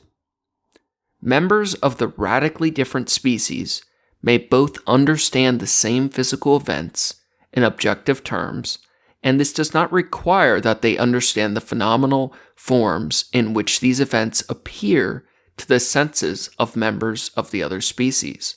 Jesus, Nagel, can you, write shorter sentences? Holy fuck. That was a rough one. Out of control. Thus, it is a condition of their referring to a common reality that their more particular viewpoints are not part of the common reality that they both apprehend. The reduction can succeed only if the species-specific viewpoint is omitted from what is to be reduced. But while we are right to leave this point of view aside in seeking a fuller understanding of the external world, we cannot ignore it permanently, since it is the essence of the internal world and not merely a point of view on it. Most of the neo-behaviorism of recent philosophical psychology results from the effort to substitute an objective concept of mind for the real thing in order to have nothing left over which cannot be reduced. If we acknowledge that a physical theory of mind must account for the subjective character of experience, we must admit that no presently available conception gives us a clue how this could be done. The problem is unique. If mental processes are indeed physical processes, then there is something it is like intrinsically to undergo physical processes. What it is for such a thing to be the case remains a mystery. So, are you understanding this part about what mental processes, if mental processes are indeed physical? Yes. So, I guess I get the idea that, okay, we have to remove ourselves. What we were kind of left off on last time was you have to kind of remove yourself from the equation and what you know from the equation to experience what it is to be a bat, because anytime that you bring yourself into it, you are bringing subjective. Anytime that you're considering it, yeah, there's a subjectivism to it. But the more objective you get, the more it's less attachment. It doesn't really take you to the real nature of it. It gets you to what your opinion is, what you're thinking of. So the idea that we want to pull away from it. That there's, sorry, let me rephrase that. What we want to do is to thoroughly understand the idea of what it is to be a thing. It's asking us to both remove ourselves, but not too much. I guess. Maybe. I think maybe that could be more of a subjective strategy of understanding, but something I think we lacked a little bit in our first attempt that I do understand a bit more now. So he very much has been focused on reductionism, the physicalism, physical processes, and reductionism, the idea that all of the parts make the sum. When he says, if mental processes are indeed physical, what if sadness is truly as, boiled down? What if that is purely a physical process? What if all of our thoughts and experiences and all the phenomena we experience subjectively are the result of physicalism, of chemical reactions in the brain? And I think a lot of these reductionists argue for things along those lines, where everything can be broken down to a physical thing. And he very much is combating this throughout this paper, that true mind-body problem is a mystery, and that there is more subjectivity, aside from just inhabiting another's viewpoint. There's a lot of mystery in how how our own mind works itself. Fun. What morals should be drawn from these reflections, and what should be done next? It would be a mistake to conclude that physicalism must be false. Nothing is proved by the inadequacy of physicalist hypotheses that assumes a faulty objective analysis of mind. It would be truer to say that physicalism is a position we cannot understand because we do not at present have conception of how it might be true. Perhaps it will be thought unreasonable to require such a conception as a condition of understanding. After all, it might be said, the meaning of physicalism is clear enough. Mental states are states of the body. Mental events are physical events. We do not know which physical states and events they are, but that should not prevent us from understanding the hypothesis. What could be clearer than the word is and are? Some deeper shit. I like it. Some deeper English shit. I like it. Real quick before we move on, there's an interesting note at the bottom of this page. It says, a theory that explained how the mind-brain relationship was necessary would still leave us with Kripke's problem of explaining why it nevertheless appears contingent. That difficulty seems to me insurmountable. Seems surmountable. I actually read that the first time the other way. So what he kind of gets to in this, I'm going to skip through part of this, but it says, to imagine something perceptually, we put ourselves in a conscious state resembling the state we would be in if we perceived it. To imagine something sympathetically, we put ourselves in a conscious state resembling the thing itself. This method can be used only to imagine mental events and states of our own or another's. When we try to imagine a mental state occurring without its associated brain state, we first sympathetically imagine the occurrence of the mental state. That is, we put ourselves into a state that resembles it mentally. At the same time, we attempt to perceptually imagine the non-occurrence of the associated physical state by putting ourselves into another state unconnected with the first, one resembling that which we would be in if we perceive the non-occurrence of the physical state. I think it's just another breakdown of kind of how we put ourselves into positions mentally, physically, when we imagine things. And the way he puts it is perceptually versus sympathetically, which I think is important because it's like even a further breakdown of like the subjectivity of there's different ways that we do this based on our reasoning to do it. Yeah. And I think that's another level of, abstraction. Definitely. So I'm going to continue the page here. But I believe it is precisely this apparent clarity of the word is that is deceptive. Usually, when we are told that X is Y, we know how it is supposed to be true. But that depends on a conceptual or theoretical background and is not conveyed by the is alone. We know how both X and Y refer and the kinds of things to which they refer, and we have a rough idea of the two referential paths that might converge on a single thing, be it an object, a person, a process, an event, or whatever. But when the two terms of identification are very disparate, it may not be so clear how it could be true. We may not even have a rough idea of how the two referential paths could converge, or what kind of things they might converge on, and a theoretical framework may have to be supplied to enable us to understand this. Without the framework, an air of mysticism surrounds the identification. This explains the magical flavor of popular presentations of fundamental scientific discoveries, given out as propositions to which one must subscribe without really understanding them. For example, people are now told at an early age that all matter is really energy.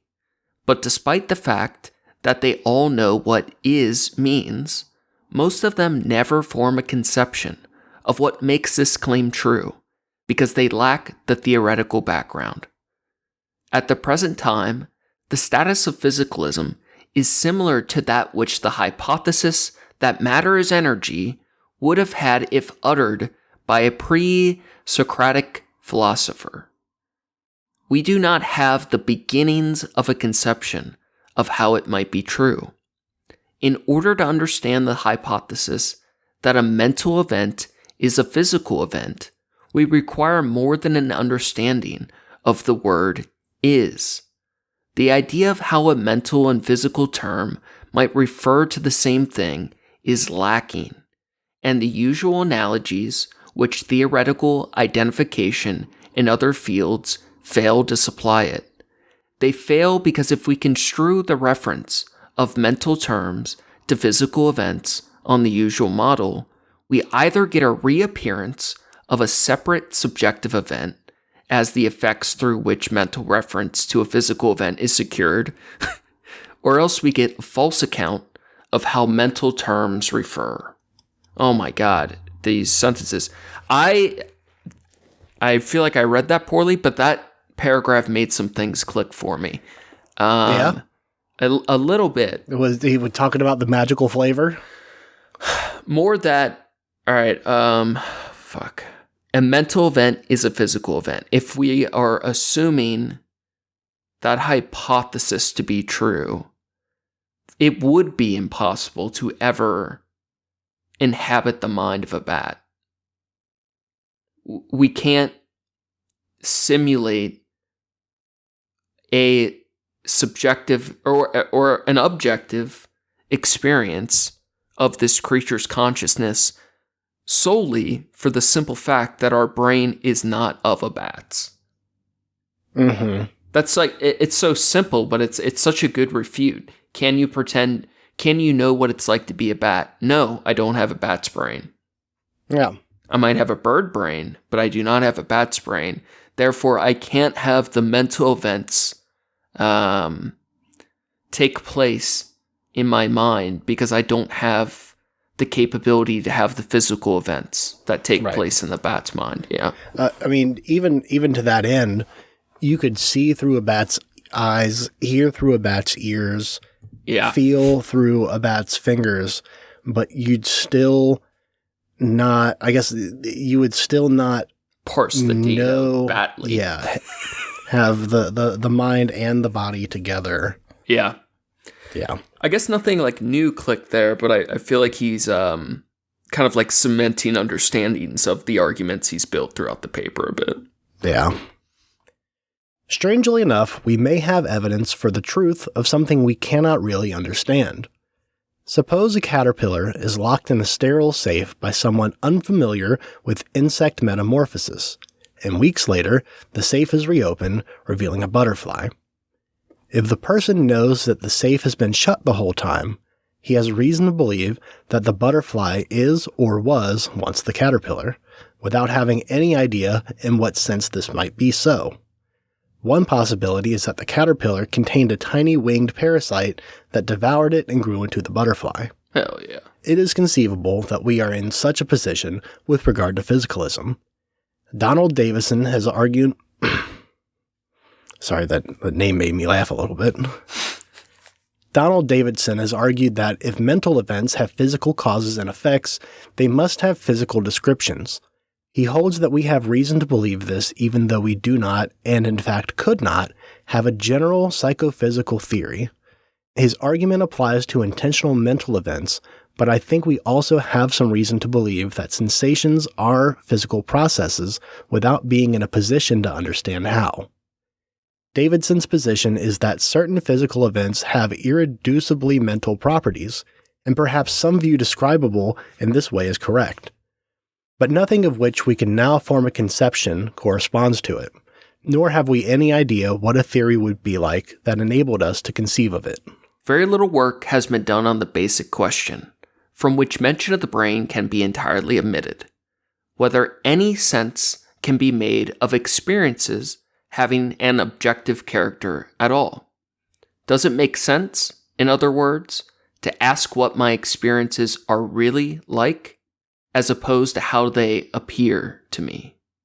We cannot genuinely understand the hypothesis that their nature is captured in a physical description unless we understand the more fundamental idea that they have an objective nature, or that objective processes can have a subjective nature. I should like to close with a speculative proposal. It may be possible to approach the gap between subjective and objective from another direction, setting aside temporarily the relation between the mind and the brain. We can pursue a more objective understanding of the mental in its own right. At present, we are completely unequipped to think about the subjective character of experience without relying on the imagination, without taking up the point of view of the experimental subject. This should be regarded as a challenge to form new concepts and devise a new method, an objective phenomenology, not dependent on empathy or the imagination. Though, presumably, it would not capture everything. Its goal would be to describe, at least in part, the subjective character of experiences in form comprehensible to beings incapable of having those experiences. Nice read. I like that. We would have to develop such a phenomenology to describe the sonar experiences of bats, but it would also be possible to begin with humans.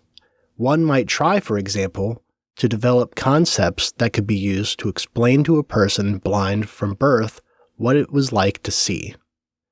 One would reach a blank wall eventually, but it should be possible to devise a method of expressing in objective terms much more than we can at present, and with much greater precision. The loose intermodal analogies, for example, red is like the sound of a trumpet, which crop up in discussions of this subject, are of little use. That should be clear to anyone who has both heard a trumpet and seen red, but structural features of perception might be more accessible to objective description, even though something would be left out. And concepts alternative to those we learn in the first person may enable us to arrive at a kind of understanding even of our own experience, which is denied us by the very ease of description and lack of distance that subjective concepts afford. I want to check out this page note. I have not defined the term physical. Obviously, it does not apply just to what can be described by the concepts. Boring. Whatever. Explaining what physical means. Yeah, a little late, buddy. I get it, Thomas. I've had sex. I know what physical is. Apart from its own interest, a phenomenology that is in this sense objective may permit questions about the physical basis of experience to assume a more intelligible form. Aspects of subjective experiences that admitted this kind of objective description might be better candidates for objective explanations of a more familiar sort. But whether or not this guess is correct, it seems unlikely that any physical theory of the mind can be contemplated until more thought has been given to the general problem of subjective and objective. Otherwise, we cannot even pose the mind-body problem without sidestepping it. Whoa. Damn, Nagel. You really said it though, dude. He said it with his full chest. God damn, Nagel. So, man, this paper, God. It feels like it took weeks to read this paper. It sure does feel that way, huh? It sure does. But boy, it's I liked it. I did too. It's definitely interesting. It's one of those things of like, I think this is a fun example of why philosophy is good and bad. Both important and silly Trash. as fuck, because it's kind of brain rot if you think about it. Objective and subjectively trash. Yeah. And amazing. Yeah, it's super interesting of like, okay, or is it? Like why can't we get into the mind of a bat? Why can't it? And then and then to just the flowery, crazy language to preface and break down every particular angle in a way that requires you to have a little bit of background knowledge. I mean, at least an understanding of what he's talking about, of like what, you know, like we said, so many of the notes like we just read were like just him, you know, kind of saying what I mean by this. When I say this word, this is what I mean. And it's like, okay, if you have to explain what each word means, you know, like what certain word, like physical means. It matters though. It matters, but it's like, I know. What difference does it make in society now that we have this paper on, you know, what it means to be a bat? And it's not saying it's that fundamental philosophy. Yeah. And I get that it's not a, you know, philosophy doesn't have to be based on things that are, you know, world changing or, you know, whatever, but it's still like at the core of it, it's a pretty whimsical topic and way to present it. You know, he could have chosen anything, but you don't think it's whimsical as fuck? No, I don't. Like, honestly, I think, from my subjective trash perspective, it feels whimsical and like kind of arbitrary that a bat's consciousness is used to contrast a human's, but he did so for very specific reasons that I don't think are so arbitrary. And I guess when I think of like whimsical, these are not. This is clearly not written for fun in the sense. No, I get that. But, no, but from the perspective of a layperson, super serious. You know, like they. No, absolutely, it is. Yeah, it takes itself very seriously, which from, like I said, from a layperson's perspective, I feel like that doubles down. That makes it much funnier. Yeah, of like it's a conversation that I never thought I would ever have. But that's what's exciting about it too. Like I agree. It's like, okay, yeah, it's the idea of like, okay, this is so, you know, kind of out there outside of my realm of things that I think about or you don't think about discuss. Being a bat? I think about, you know, putting myself in the shoes of another animal, but but they don't wear shoes. So can I memeingly press? Do you really though? Like, somewhat, I think, yeah, I truly do. I think the biggest example is, you know, like having the empathy for these like outside cats or whatever, all the stray cats in the neighborhood. That's different though, like, right? Like, no, I would say yes and no. What I was going to further describe is like during the wintertime, I'm taking consideration into like what are the, like, I'm looking at the areas where they sleep and I'm trying to understand like why this area is, you know, in the back of the shed is better for them than, you know, the house that we made for them, the little, you know, like Rubbermaid tubs, and like, are they using the ones that have a side escape hole in them more than the other ones? It's like, no, actually they prefer the ones that don't have the little side hole in them because they're warmer and they don't feel threatened in here anyway, so they don't need that. In response to reading this paper, do you feel like I feel like I inhabit others' perspectives well. I'm a bit of an empath. Okay. Just a side note, anytime somebody says they're an empath, just write them off entirely. Never consider speaking to them again. That said, I'm a bit of an empath. Okay. Do you I feel like when I imagine inhabiting another's consciousness, especially an animal, I feel like, if I'm honest, there's a lot of trickery at play. There's a lot of like mental illusion where I feel like I'm putting myself in the position of someone imagining what that perspective is like, because I can never truly inhabit it, that I'm probably not really that close. Like if if I'm putting myself in the stray cat's mind, do I care? Or do I consider the placement of that box? Do I know why I'm considerate? Do I know why I'm pretending to know why, as a cat, I might consider it? I feel like the more like attempting to be objectively I look at it, I'm probably nowhere close to even trying to imagine what is happening. Which I feel like is probably contradictory to a lot of things I've said throughout this episode.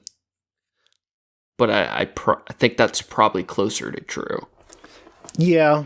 I feel like there's definitely an amount of understanding you can get from trickery, from the, patterns of behavior. There's some things that you can, that, yeah, of course, like you're thinking with your human brain and it's going to respond differently. Like there are sometimes I think like, okay, if I move this, are they going to remember that it's in here, that it's just then and notice that I moved it because they can smell it? Or like, how are they going to respond to this, kind of stimulus? And it's hard to get that kind of concept down because it's like, do they like this house because it's a warmer one, or do they like it because of its positioning, because like a view of the entranceway, and they have like it's a safety thing? Like when you say that takes me immediately out. I feel like as that creature, I would never truly be considering those things. I feel like it would be so much more instinctual. Like I feel like that's a very like behavioral study or analysis of, but I feel like that's not what the consciousness would be like. That's true, and that might be true, but I feel like, from at least my own experience with them, of like there is absolutely a conscious decision making factor with stuff like that. I believe that there is. You believe cats are consciously choosing the farther where they away sleep that night, just for it might not be the further away one. If there's one that's closer to the door, but it has a better view of like they'll be able to see something coming in. I don't know. I don't know that that's what their priority level is on things like that. But yeah, I'm sure it's it's based because on that one smelled better. If an animal is going to put itself in a vulnerable state of sleep, I think that it is instinct to consider those things. I don't think that they are not considering it, or I don't think all of those potential factors aren't potential factors. Mm-hmm. But I don't think their consciousness works anything like that. And I know I'm just imagining that, and there's no way to ever know, right? But my intuition is that it's so different than that. Where when I hear you describe it, it feels alien to me for you to describe an animal functioning in that factor, where it's never occurred to me that it where like our subjective points of view are so vastly different and almost speaks to the subjective nature of our own consciousness so much, or the mind, whatever, blah, blah, blah, blah. Mm-hmm. Yeah. I mean, we definitely know from behavioral patterns of all cats that they prefer to sit in or be in boxes, something with walls, something that gives them some type of cover that makes them feel like secure. That's a security thing. I don't know that. How do you not know that? How do you mean? Like if, let's say it's not you saying that and it's 10 cat scientists, right? That are very, very credible. They're like, I've studied big cats all across the world, and we notice cats love 4 walls and a ceiling because they feel contained, and we know it because we looked at this factor, this. I would take that under advisement. Okay, that's like, I would think like, oh, that sounds reasonable. They have some amount of evidence, but I don't think I would ever assume that to be true, even if it likely is. Does that make sense? Where like for all I know, their consciousness is functioning so differently. Maybe maybe it's something as simple or as like physical as they like the way their fur feels electrostatically closer to these things. So, like some sensory things or physical property we can't ever know, or that their mind likes it's easy on their eyes to not have to stare farther the way their eye when I think of pretending what it's like to be like those things, examples might be like total bullshit. I have no basis to believe that to be true. I get what you're getting at of like, there's no way of fully knowing the reason and the what's actually occurring in their, not just their thoughts, but like their feelings and their brain chemistry and whatever. But I think there's also an argument to be made for Occam's razor, where it makes sense that, having a kind of more secure, but it makes sense structure from a around human's yourself. brain. Having a spot to ambush from that you can't be ambushed in. I don't disagree. It's that is the smart or logical or even most likely or most evident. But I guess more to the point, I feel like I don't know that they're having those thoughts. Oh, of course not. But I mean, I think it's fair to, while we don't know it to be true, I think it's fair enough to assume that they consider their, these positioning. They make these considerations when they're choosing. But hey, am I going to sleep out in the middle of the street, or am I going to find a nice kind of corner or something?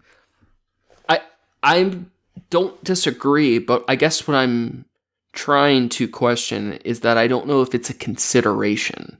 I don't know if it's a thought. Not that for the same reasons they're not doing the same thing, but I don't know if the reasons why. Like, would you say the same thing about a cockroach? Like something with an even more simple nervous system? Do we think they go under that crack in the kitchen because it's closer to a safe hideaway or has more of a heat source? Like, could we say we think that they do that because they are thinking, not that they have to have a conscious thought, but that there is something happening more than an intuition or whim or reaction to a physical thing? I would argue, especially with stuff like their, where they choose to, live, build their nest and breed and whatnot. Like, I do believe, here, let me give you the argument of spiders. Spiders tend to make especially outside, like they'll make their webs anywhere and stuff, but you'll see all the time that they'll make them right near, where, the outdoor external lights are, because they see that there are, moths and bugs and shit that are flying around like outside lights. So by making your nest there, that's a conscious decision. That it is a conscious decision if they are deciding. But like you just said, do they know that? It would be a very strange, what's the word I'm looking for? A very strange coincidence. No, if they didn't, right? Not necessarily. Like in a Baptist church, when people are taken over by the Holy Spirit? Yeah. Or like your cheesy hypnotism videos? Yeah. Is there a realm? I don't know if I believe anything I'm saying either, just to put it out there. I might listen back to this and be like, well, that guy was a fucking idiot. Don't listen to me. Okay. But is there a realm in which, yes, spiders know the light source, they tend to catch more bugs there. Is there a realm in which they don't know that's why they're doing it, that they don't know why they're doing it, and they're not considering doing it somewhere else, more that they are led to? Like when we look at a lizard, don't they say like reptiles are the most least conscious, that their brains are like cold-blooded? Aren't they like the most autopilot? Yeah, they're I've heard that before too. That they're 100% instinct. Yeah, like is there not 100%, but they're mostly instinct. Is there a world in which the spider's brain, it might be calculating all the factors, the behavioral analysis things, but that there's no, I guess in a way I'm arguing, is there a realm in which I always say like the kinds of consciousness, not degree, but is there the type of consciousness that it isn't truly what we would consider conscious? Or it looks radically different that there's not decision in a way that we could relate to decision. I mean, by that metric, it's still, if it's a consciousness that we don't identify as consciousness, it's still consciousness. Is it? Did they have the lights on phenomenon that they know what it's like to exist? Like that. This is the assumption both of, and I've argued for it throughout this, like probably stronger than you. But is there something what it's like to be them that they're aware of? If it isn't consciousness, even if by a different metric, then what would it be? Are we saying that it's they just operate on instinct? Because I don't find that to be true either. I mean, even snakes are conscious of who their caretakers are and what. Like if you have a pet snake, they are aware of the person who brings them food on a regular basis. So to have at least that level of consideration, it's not to say that they wouldn't turn on them if, they're like, a big enough snake and they haven't been fed in a while, or they feel like they're done with that person, but they can at least consider that person is familiar and that they exist. Or is it, I feel like, to say that there's pattern recognition of a food source? Like, is there, do we think cockroaches? I mean, with like cockroaches, I feel anything more than instinct. I don't know enough about behavioral patterns and whatnot enough study on cockroaches to.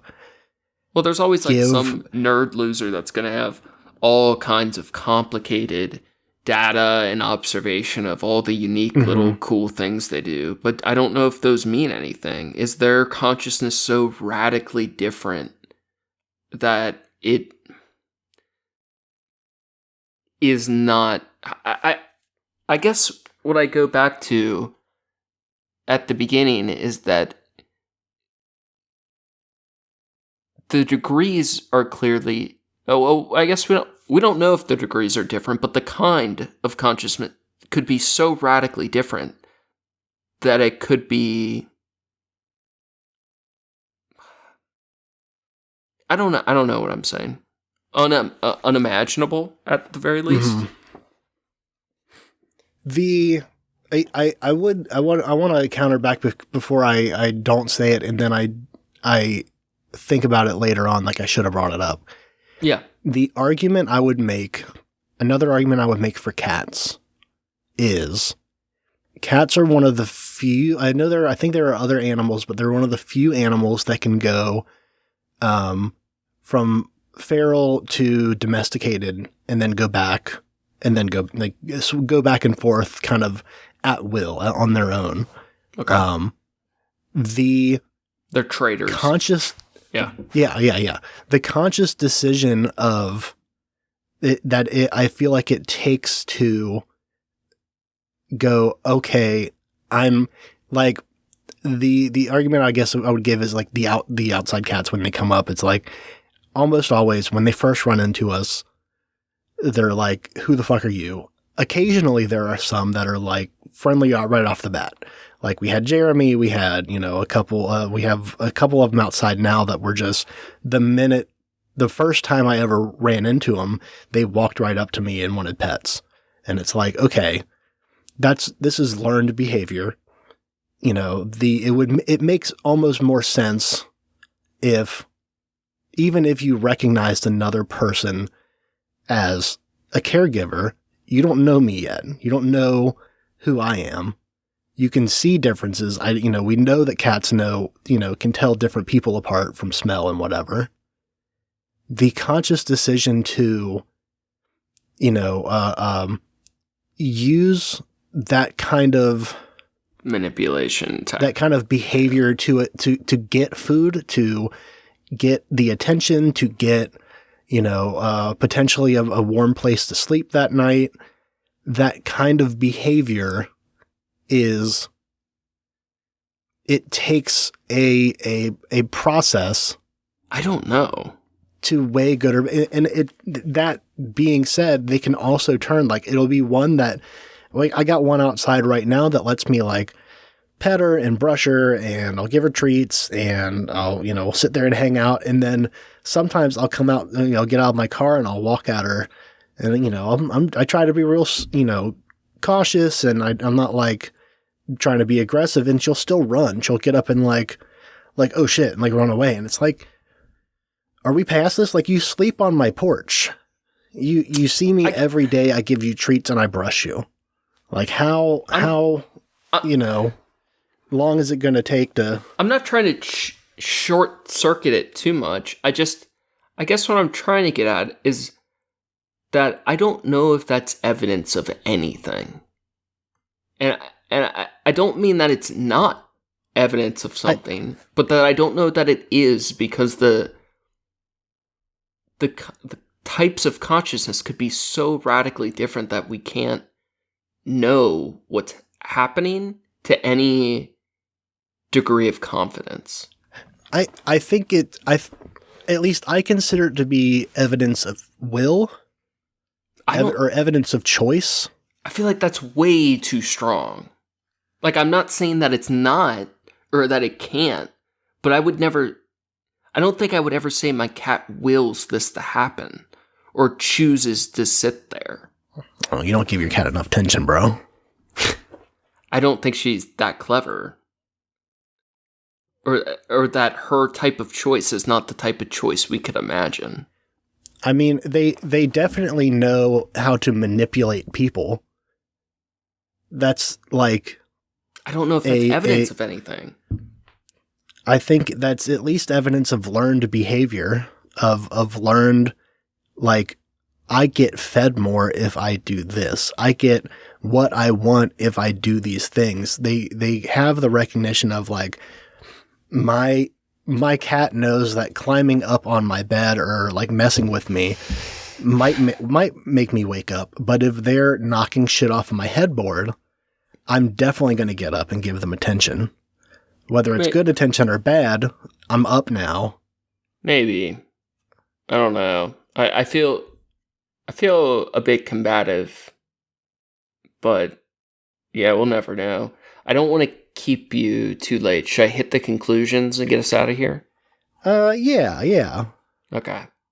All right, conclusions from Nagel. Okay, these are the bullet points after reading this and doing a little research after to make my brain appear bigger than it normally does. Here are the big takeaways, and then we'll give closing thoughts.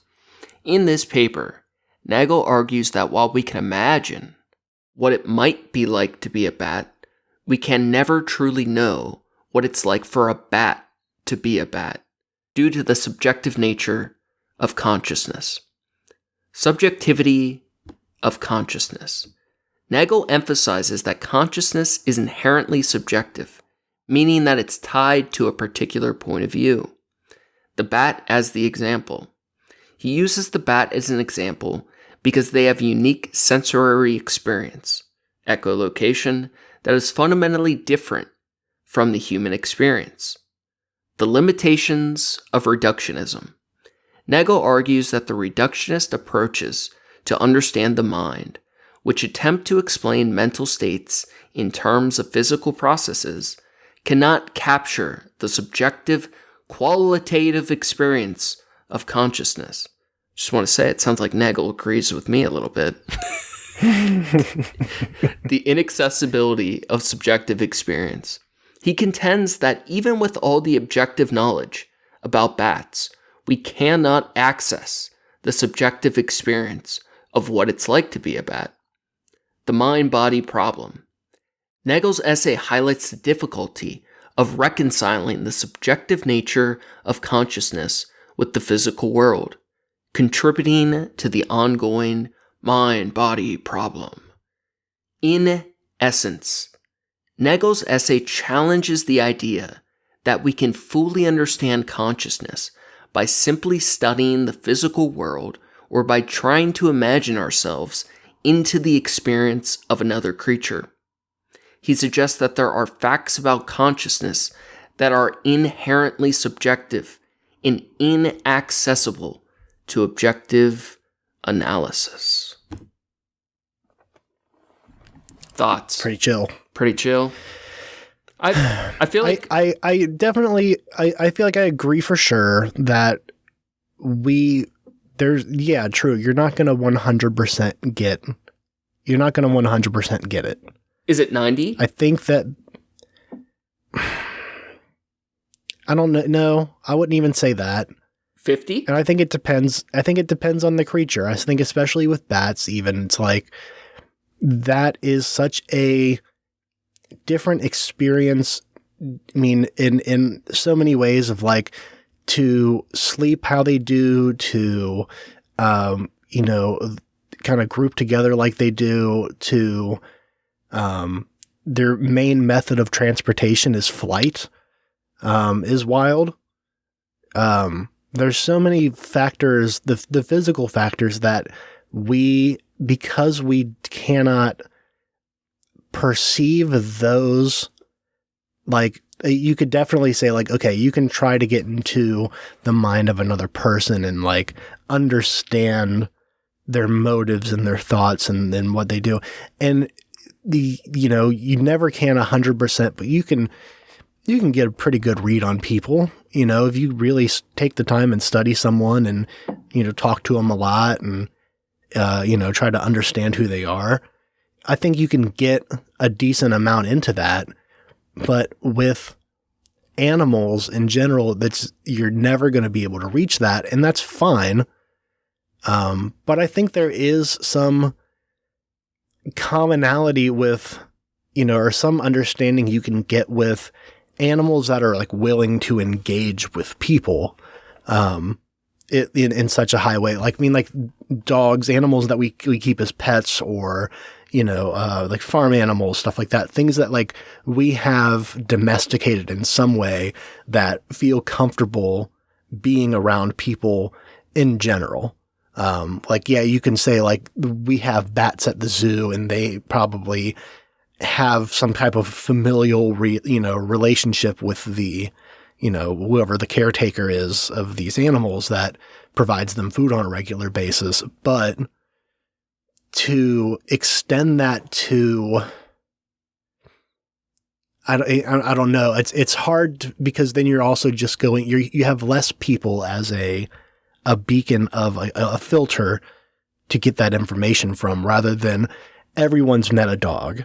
Everyone's had been near a pet or something like that and had that kind of experience where you're a little bit more familiar with it. I don't know. What I'm trying to get to is, yes, I agree, but I think there's more. I think there's a lot more that people can do to, I guess, understand at least a little bit. Okay.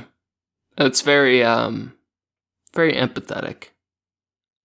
You're essentially saying the more you try, the greater that window of percentage into the other's mind is. Yes.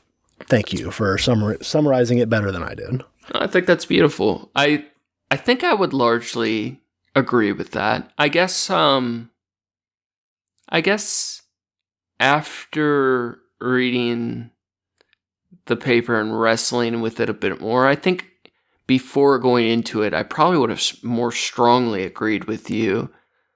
And I think I still do, but I feel far less confident in what my own understanding of this is. Like, I feel like I understand more parts of it, but less of the whole, which is kind of a weird place to be at, or it's going to probably bother me quite a bit. Do you have any final words? I can give my conclusion, get us out of here? Yeah. Let's get the fuck on out of here. All right. Final thoughts. It's not degrees of consciousness, it's the kinds of consciousness. For as much as we know, our minds and the minds of other beings remain a mystery. We can imagine what it's like to be a bat, but we likely will never truly know. How can we empathize with another without truly knowing their internal worlds? How can we know ourselves without knowing others? These are some of the many unsolved problems of consciousness. So when it's hard to know what's real, remember, dear trash cats, for better or worse, our actions have consequences. They shape our world.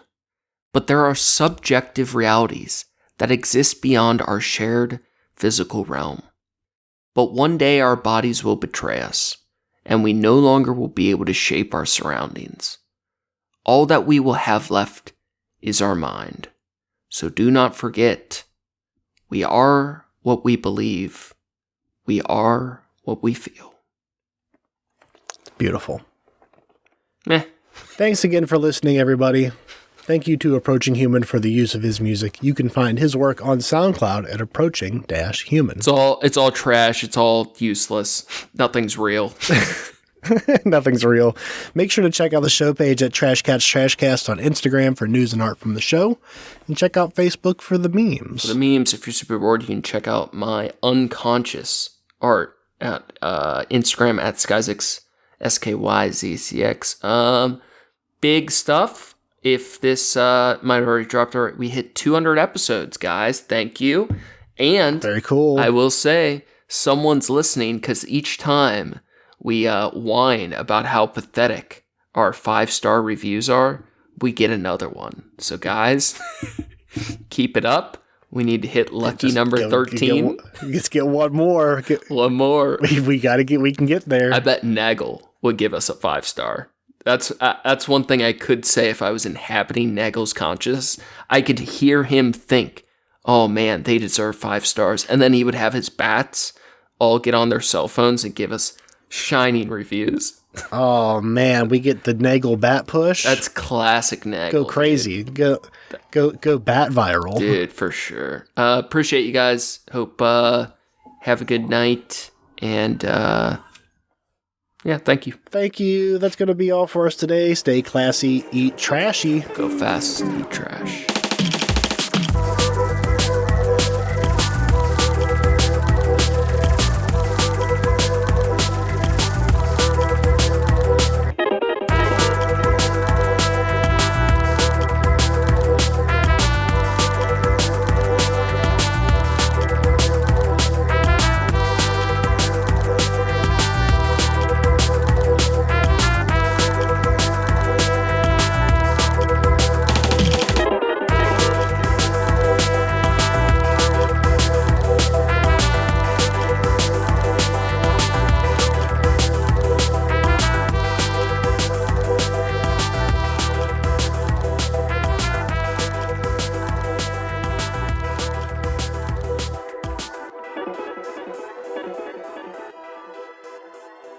I want to argue about cats more. I don't know. I feel like genuinely, I think... I I think there's a lot more going on in their head than we give them credit for.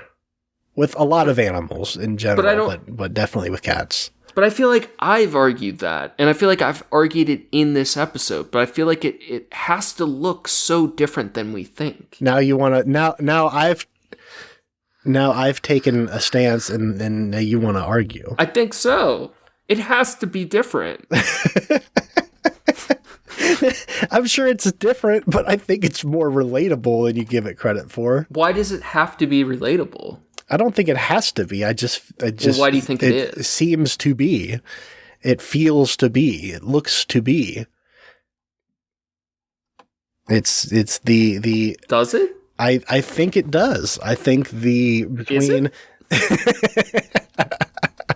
just argue with nothing but questions.